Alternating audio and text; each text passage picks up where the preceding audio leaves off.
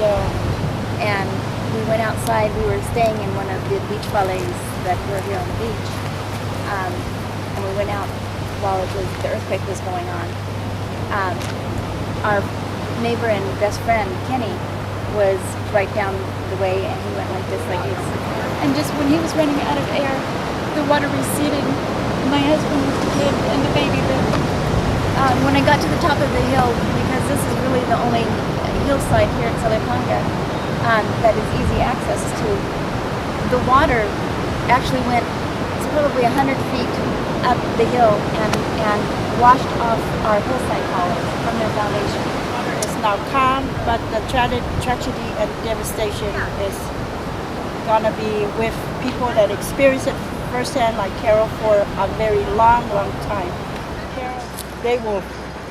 I would just hope that from this tragedy, that one thing that is learned is from the very early age, from the time children are little, from in school, they're taught that if there's an earthquake, you don't wait, you run uphill.